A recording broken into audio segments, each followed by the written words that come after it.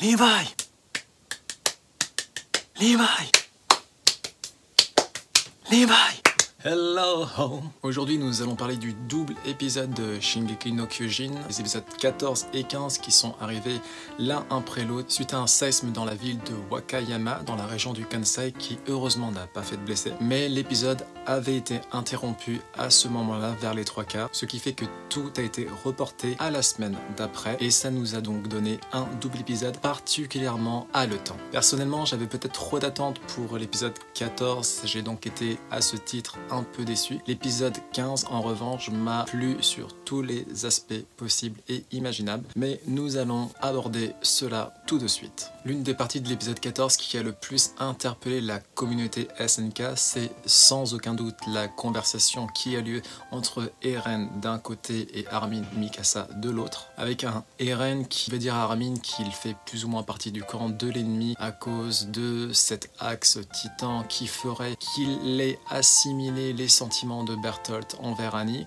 et cette soi-disant haine envers Mikasa parce qu'elle aurait, du fait de sa filiation à Ackerman, acquis sans le vouloir vraiment une sorte de fascination et de dévouement envers Eren, son sauveur qu'elle se doit de protéger parce que c'est la génétique des Ackerman qui le veut. On a beaucoup de mal à croire à cette Eren impassible, quasiment dénuée d'émotions si ce n'est celle de la haine et du mépris. Ça contraste tellement avec le Eren d'avant qu'on se dit que c'est forcément de la comédie et pourtant on ne peut s'empêcher de déceler dans ses propos, dans cette animosité que déploie Eren envers ses deux camarades, un soupçon de vérité. Après tout, Dot Pixies, commandant de la garnison, n'a-t-il pas dit qu'un bon mensonge est parsemé de grains de vérité pour justement paraître crédible? Je pense qu'on a affaire au même schéma. Eren pense une partie de ce qu'il dit, mais il est impossible qu'il pense tout le reste. Par exemple, détester Mikasa, soyons sérieux. Pareil pour Armin, la bagarre qu'ils ont par la suite. Eren a beau avoir changé, il ne peut pas avoir totalement changé de bout en bout.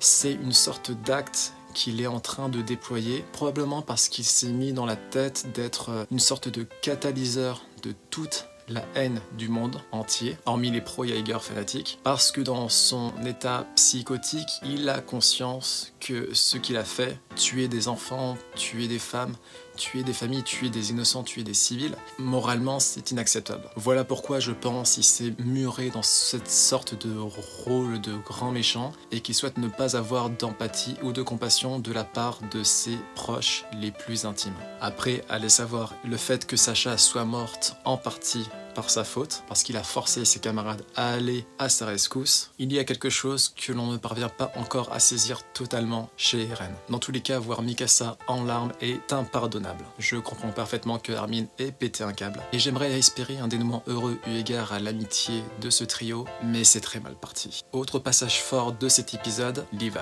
Et la trahison attendue de Zeke. Ce n'est pas à un vieux singe que l'on apprend à faire la grimace. Zeke, encore une fois, trahit son monde. Il avait prévu dès le départ son stratagème d'inoculer du liquide cérébrospinal non seulement au haut gradé des Trois Murs, mais aussi à la brigade d'exploration dirigée par Levi en vue de s'enfuir et rejoindre son frère. Voir Levi se demander si, à travers ces titans, ses camarades sont-ils, oui ou non, conscients de leurs actes, c'est déchirant. Surtout pour Levi qui est un personnage tragique qui n'a fait que perdre encore et encore tous les êtres qui lui étaient chers. Ça a commencé par sa mère, puis ensuite ses amis, Farlan et Isabelle, toute son unité, dont Petra avec qui il aurait pu éventuellement avoir une relation sentimentale si ce n'est fonder une famille. Et maintenant, cette deuxième brigade qui, on le devine, durant ces 3 ans, doit signifier beaucoup en son cœur. Évidemment, Levi étant Levi, ce n'est pas une raison pour se laisser abattre. Levi se ressaisit, Levi abandonne toutes ses émotions et exécute l'intégralité de son régiment en vue de pourchasser et abattre ce satané singe. Ce qui m'a déçu dans cette joute est que j'avais des attentes un peu trop élevées en matière d'animation Sakuga. Je m'attendais à une redite du premier duel Levi versus Zeke, animé à l'époque par Wit Studio, mais malheureusement ce n'est pas le cas, l'animation n'est pas très fluide, il n'y a pas vraiment de génie visuel. La bande originale, malgré le fait qu'elle ne soit pas totalement orchestrale, m'a plutôt plu en soi. C'est surtout la partie réalisation pure qui était en deçà de mes attentes. Ce sont des choses qui arrivent. L'épisode 15, en revanche, m'a véritablement plu dans la mesure où Mappa parvient à faire ce qu'il fait de mieux avec Shingeki no Kyojin, l'aspect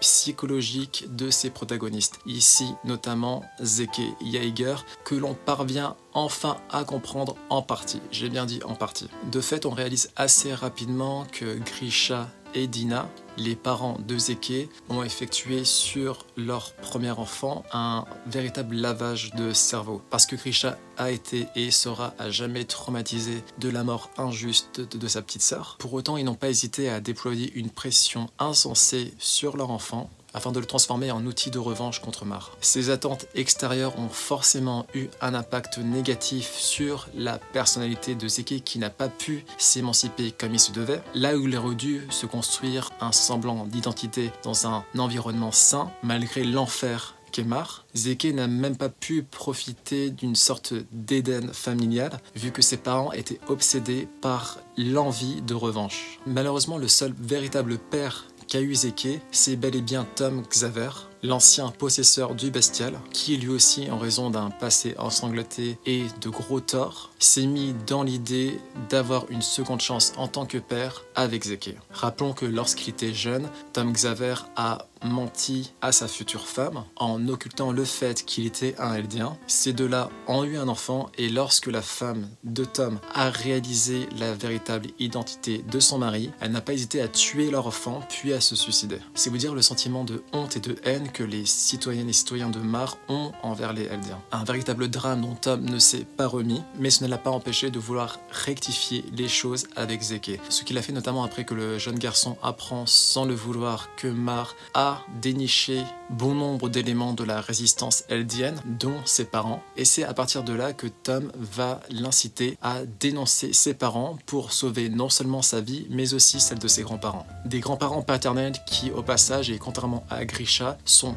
totalement dans l'idéologie marienne, une quête de rédemption éternelle, eu égard aux péchés commis par les ancêtres des Eldiens. Zeke Yaeger a donc un cœur, Zeke est évidemment humain, Zeke est complexe, ce n'est pas pour autant que je vais avoir de l'empathie envers lui. Je n'oublie pas la mort de Mike Zacharias, qui m'a traumatisé au début de la saison 2, et surtout, comme le dit Levi, je n'oublie pas que Zeke, malgré un passé effectivement traumatisant et des parents indignes, je n'oublie pas que Zeke a toujours une perception froide, si ce n'est cruelle, des êtres humains autour de lui. La manière dont il a tué bon nombre de membres de la brigade d'exploration, mais aussi des citoyennes et citoyens de Ragako et d'autres villes, m'incline à penser qu'il n'éprouve pas de gros remords sur ses actes. Parce que dans sa tête, il y a cet objectif d'éradication douce, en manipulant la génétique des Eldiens via le titan original et le sang royal, faire en sorte qu'ils ne se reproduisent plus, et en se disant qu'il massacre ces gens-là pour un bien commun, pour un monde meilleur, que Zeke, d'un revers de la main, se dit « Hop, oh, c'est tranquille ». Ce qui me fait peur, c'est de savoir si oui ou non Eren est comme lui, prêt à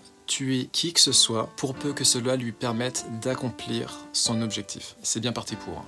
Et nous voilà à la fin de cet épisode avec une explosion et un Levi qui pourrait, on a du mal à y croire, mourir. Cela étant dit, ayant regardé beaucoup d'animes et lu beaucoup de mangas, le fait de mettre en suspens la mort d'un personnage à la fin d'un chapitre ou à la fin d'un épisode, en général, est plutôt bon signe pour la survie de ce dernier. Et ça n'empêche pas qu'il y ait des exceptions. Naruto notamment était friand du genre. Mais voilà, il y a encore de l'espoir, même si ça paraît très mal parti. À nouveau, Levi semble frappé par une malédiction, celle de ne prendre que des mauvaises décisions. Il n'a pas épargné Zeke une fois, il n'a pas épargné Zeke deux fois, il a épargné Zeke 3 fois. Pour des raisons qui sur l'instant T paraissent effectivement sensées, mais malheureusement, à chaque fois, à chaque tournure de circonstances, tout déraille et Levi s'en mord les doigts. Ici, il n'avait totalement pas anticipé que Zeke était prêt à se suicider pour échapper à son bourreau, qu'il serait cruel de le faire mourir alors que son ultime aspiration, son dernier rêve était de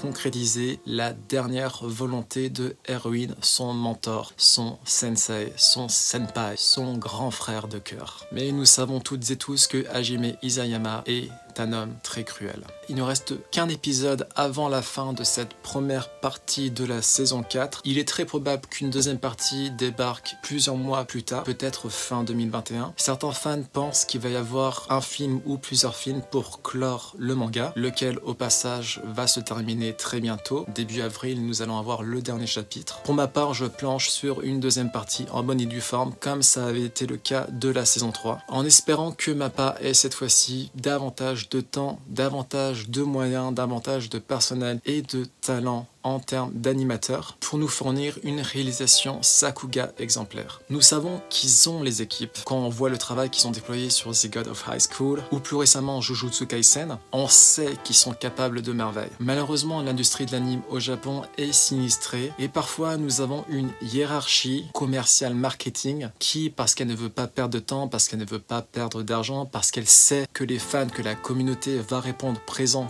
quoi qu'il advienne, décide de bousculer un planning sur la sortie d'un anime, sur la sortie d'une saison particulière, et qu'importe si celle-ci est bâclée niveau moyen. Heureusement pour Shingeki no Kyojin, du moins en ce qui me concerne, on y échappe la plupart du temps, parce que MAPPA est très doué en matière de récit, mais parfois nous avons des désastres absolus. La saison 3 de Tokyo Ghoul, les dernières saisons de Nanatsu no Taizai, la saison 2 de One Punch Man, ce ne sont pas les exemples qui manquent. Sur ces paroles, on croise les doigts.